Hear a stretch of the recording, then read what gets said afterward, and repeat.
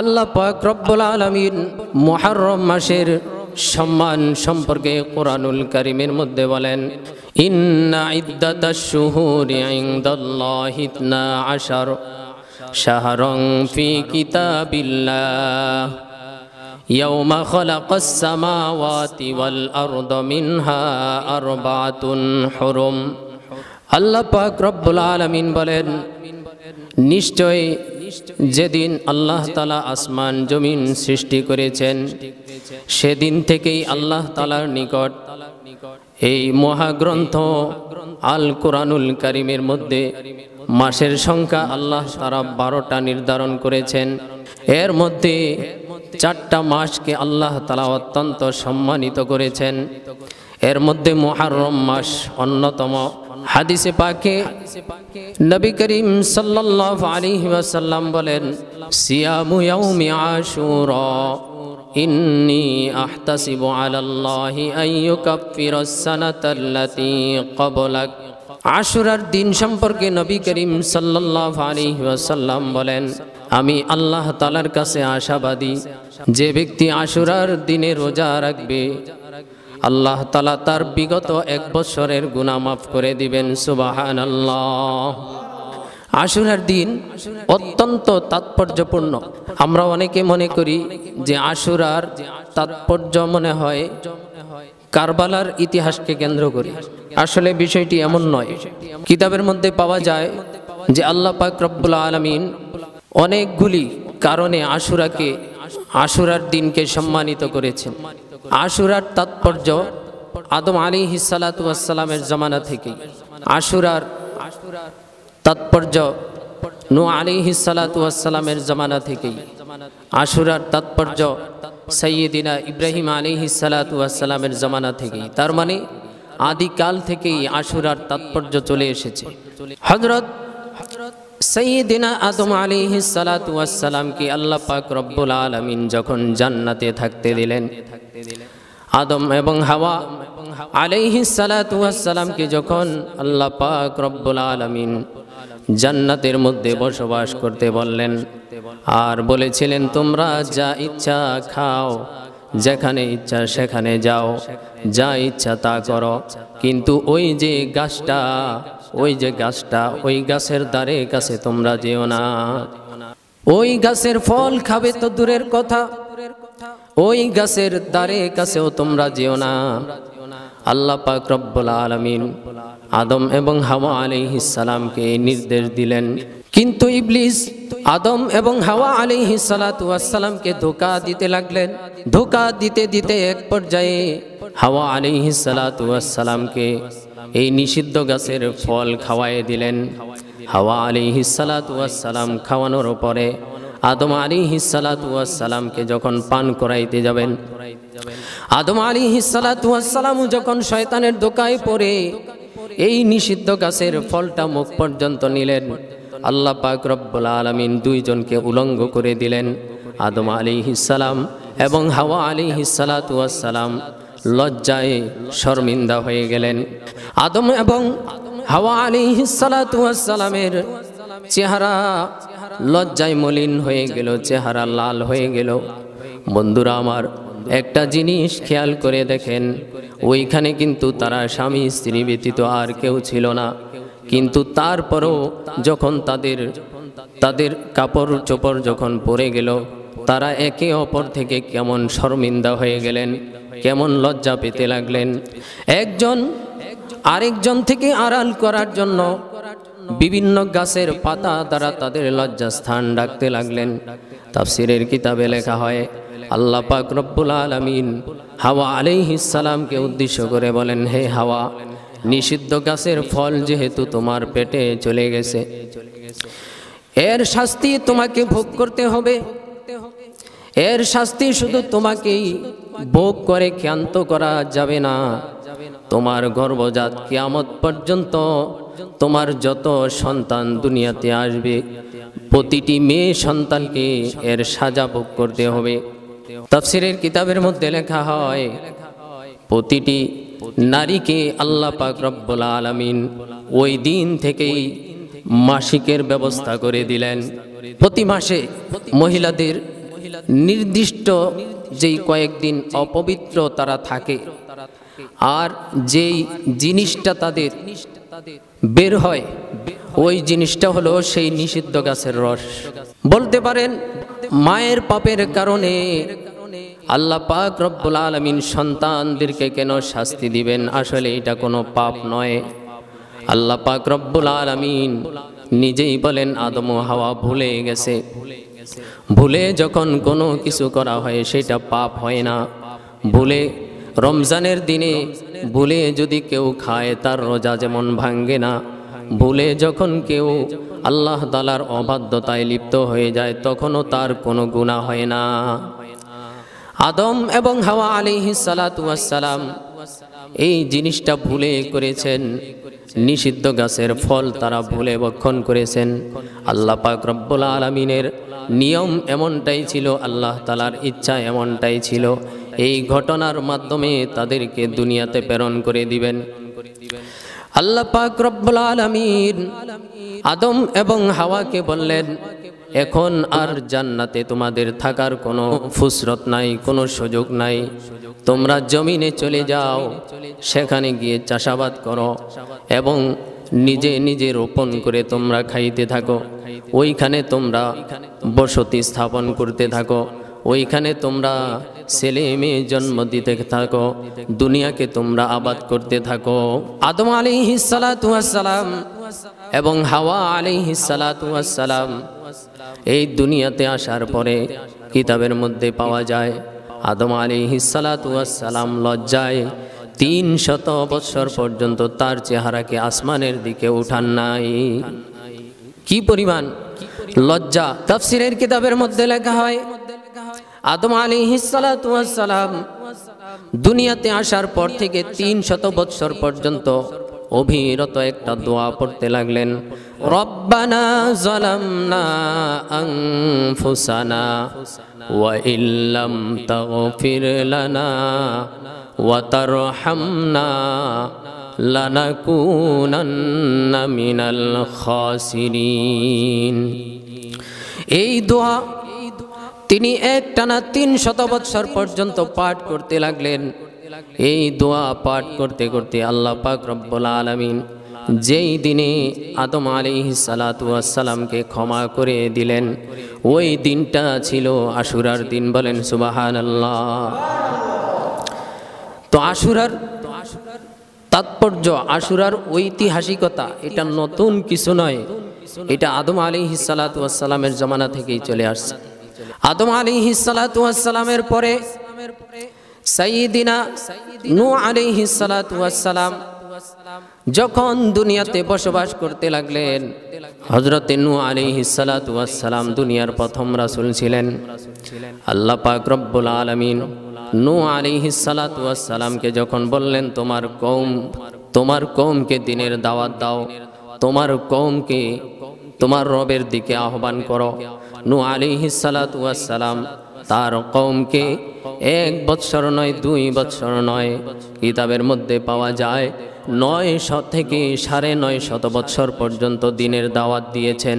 কিন্তু নূহ আলাইহিস সালাতু ওয়াস সালামের উম্মতগুলা এমন ছিল 900 বৎসর 950 বৎসর পর্যন্ত তিনি দ্বীনের দাওয়াত দিলেন। লক্ষ লক্ষ মানুষ দ্বীনের পথে আসার কথা ছিল, কিন্তু মাত্র 80 থেকে 82 জন লোক মানুষ মাত্র ইসলাম ধর্ম গ্রহণ করেছিল, নূহ আলাইহিস সালাতু ওয়াস সালামের অনুসারী হয়েছিল।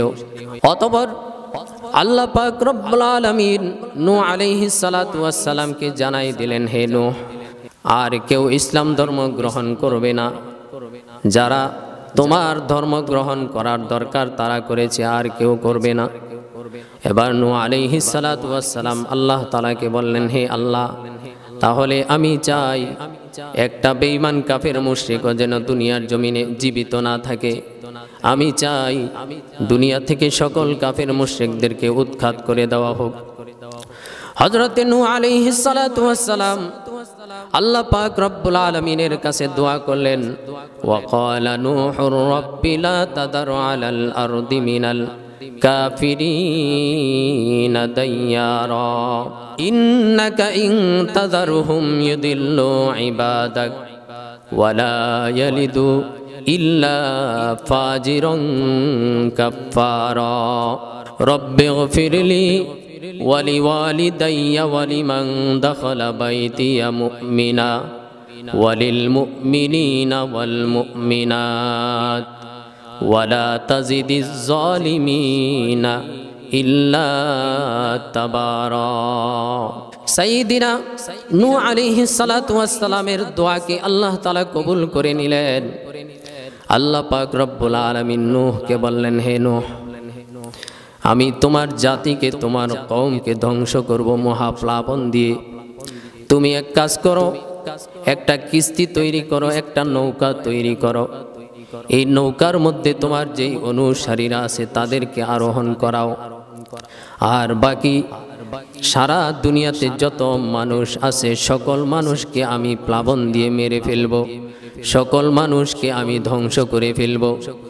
নূহ আলাইহিস সালাতু ওয়াস সালাম কাসাসের কিতাবের মধ্যে পাওয়া যায়, নূহ আলাইহিস সালাতু ওয়াস সালাম একটা কিস্তি তৈরি করলেন।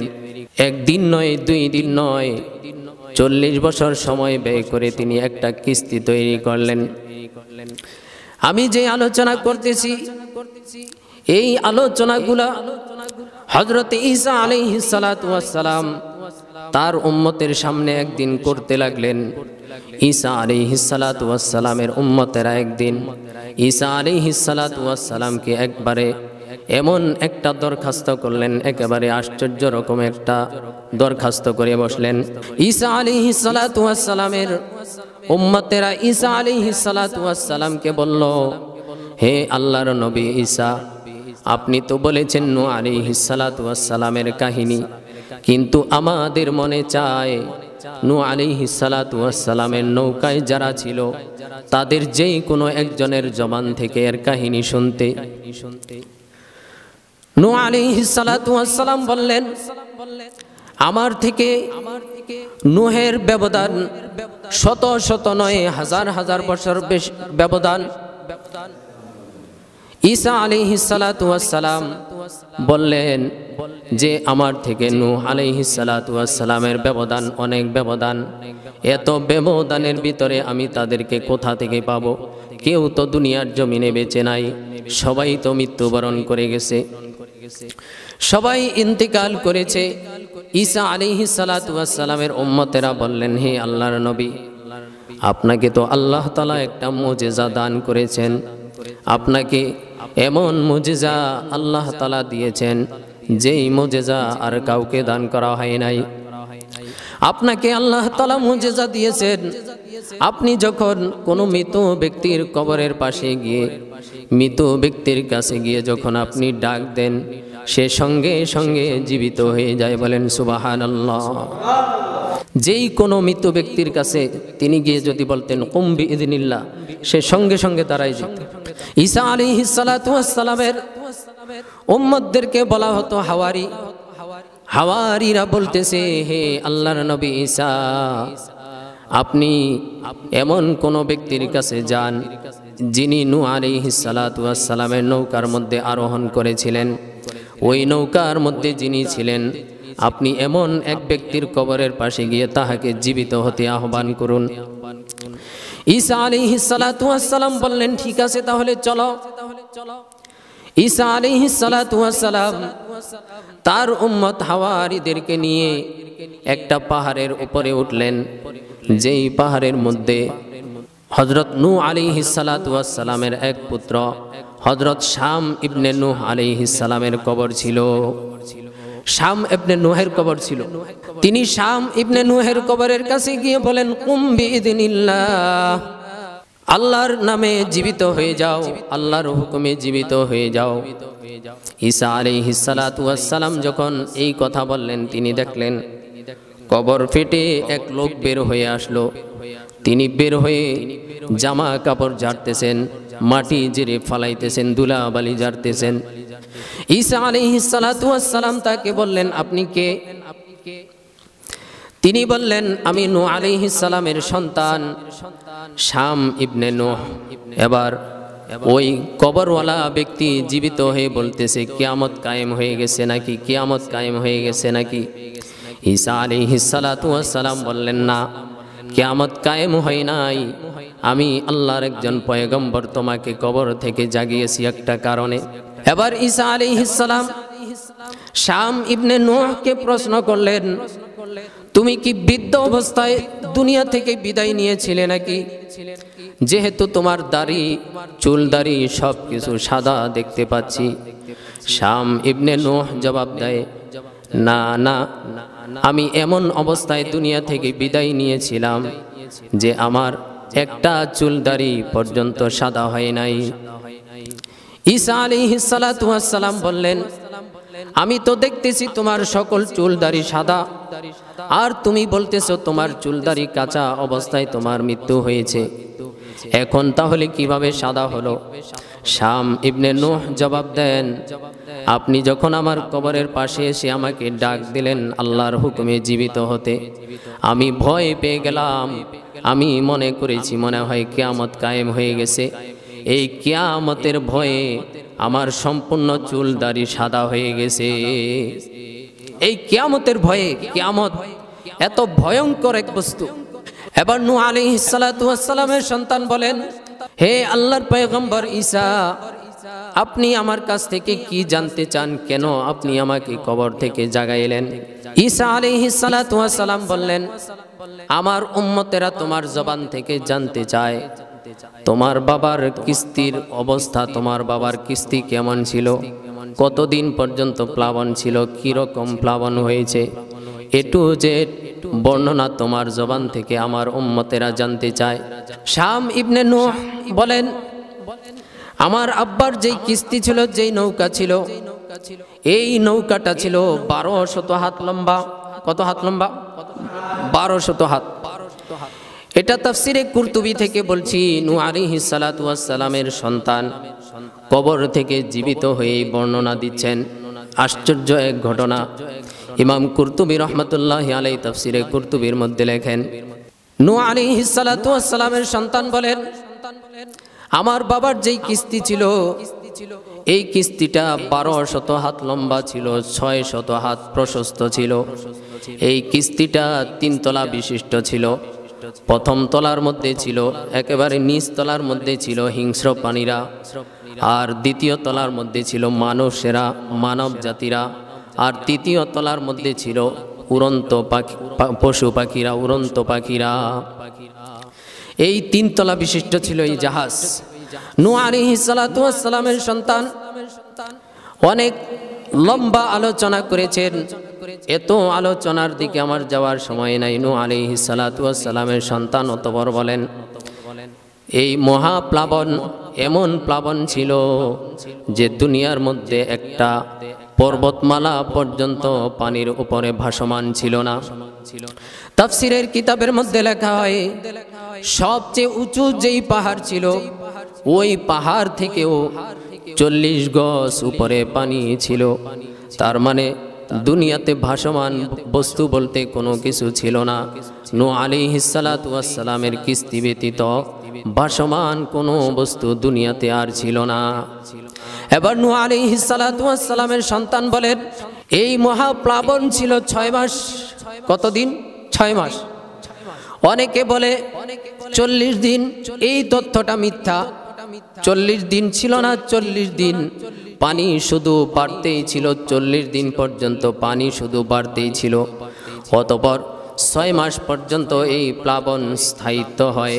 নূহ আলাইহিস সালাতু ওয়াস সালামের সন্তান বলে, আমরা রজব মাসের মধ্যে এই কিস্তির মধ্যে আরোহণ করি, আর আল্লাহ পাক রব্বুল আলামিন যদি পর্বতের মধ্যে আশুরার দিন এই কিস্তিকে ভিড়ান, যেদিন আমাদেরকে তিনি মুক্তি দিলেন, সেই দিনটাও ছিল আশুরার দিন। তো আশুরা সীমাহীন তাৎপর্যপূর্ণ। নূহ আলাইহিস সালাতু ওয়াস সালামকে এবং তার গোটা উম্মতকে যেদিন আল্লাহ তাআলা মহাপ্লাবনের কবল থেকে মুক্তি দিয়েছিলেন, সেই দিনটাও ছিল আশুরার দিন।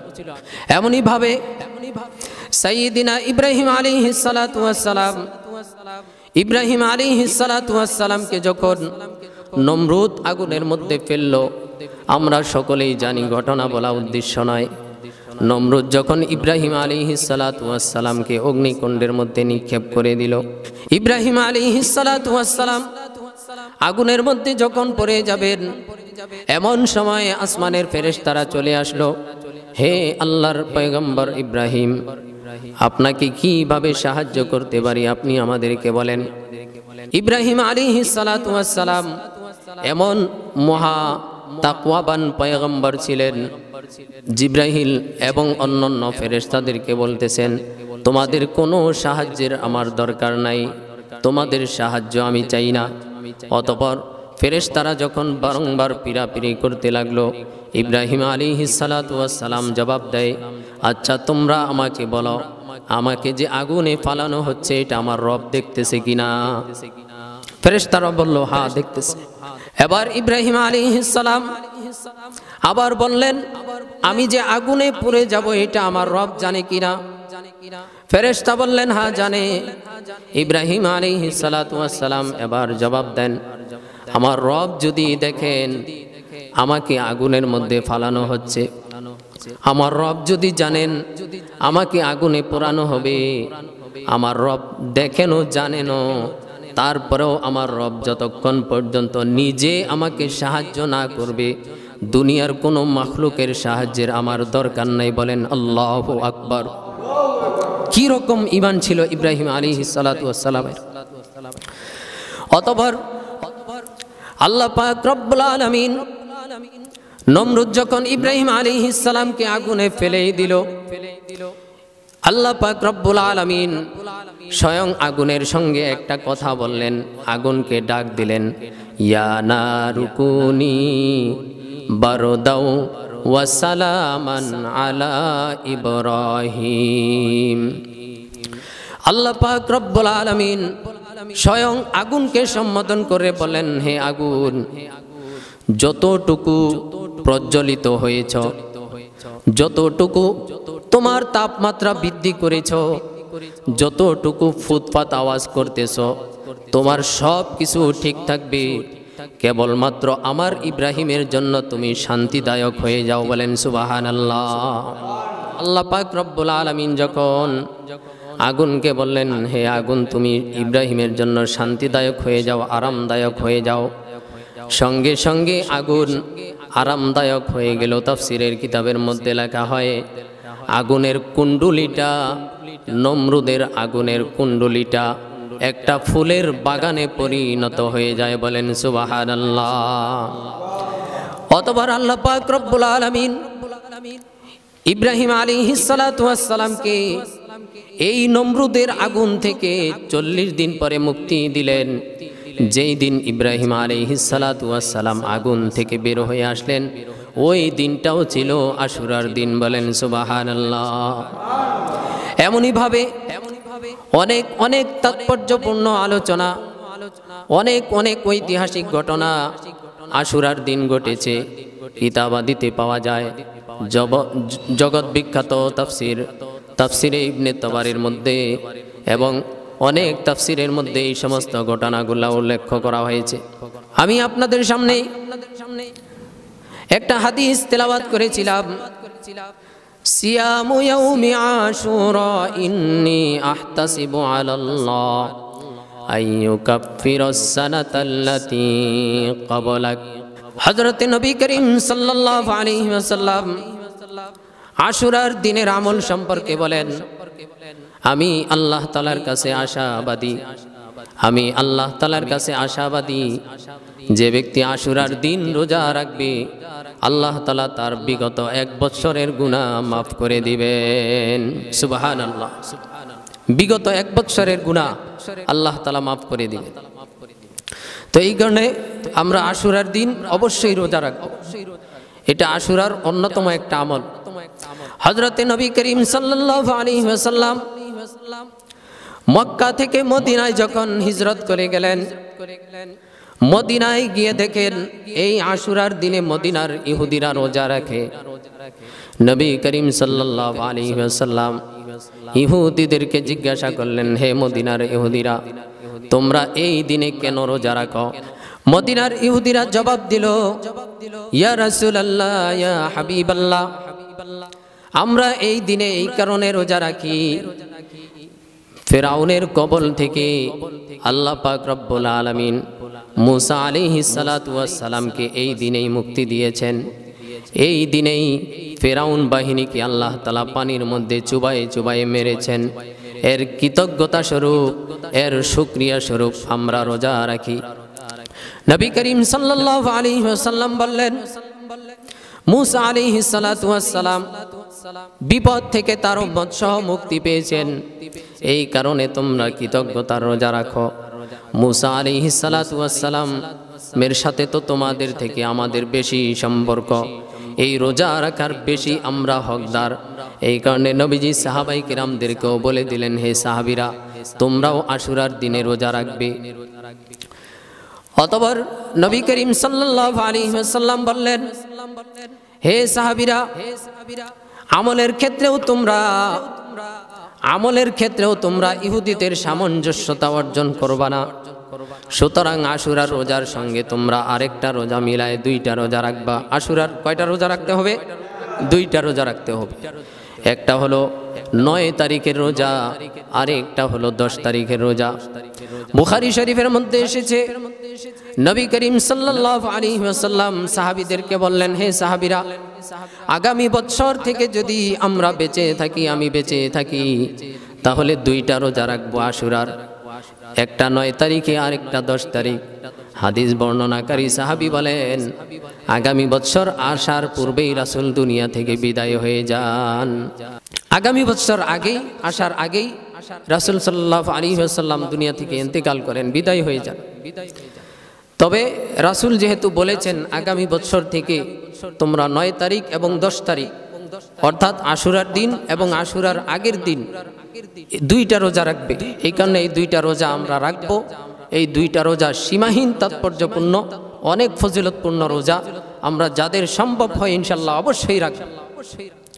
আশুরার আরেকটা আমল, বাইহাকি শরীফের হাদিস, তিবরানি শরীফের মধ্যেও এসেছে, নবী করিম সাল্লাল্লাহু আলাইহি ওয়াসাল্লাম বলেছেন, যে ব্যক্তি আশুরার দিনে তার পরিবার পরিজনের জন্য ভালো খাদ্যের ব্যবস্থা করে, ভালো খাদ্যের ব্যবস্থা যে ব্যক্তি তার পরিবার পরিজনের জন্য করে, আল্লাহ পাক রব্বুল আলামিন তাহাকে 1 বছরের জন্য সচ্ছলময় জিন্দেগি দান করবেন।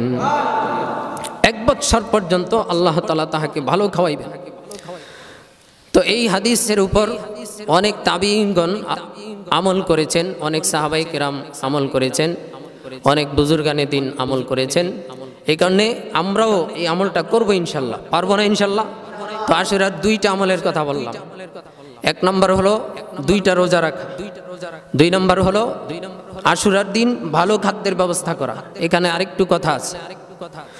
অনেকে বলতে পারেন, হুজুর রোজা রাখার কথাও বললেন, আবার ভালো খাইতেও বললেন, আমরা রোজাও রাখবো ভালো, আবার রোজা রেখে ভালো কিভাবে খাবো? এখানে আপনার নৈরাশ হওয়ার কোনো কারণ নাই, বিতর্কিত সৃষ্টি হওয়ার কোনো কারণ নাই। আপনি রোজা রাখবেন, ভোরবেলা সেহরি খাবেন, এই ভালো খাদ্য দিয়ে ভোরবেলা সেহরি খাবেন, আবার সন্ধ্যার সময় এই ভালো খাদ্য দিয়ে ইফতার করবেন। আপনার এই হাদিসের উপর আমল হয়ে যাবে।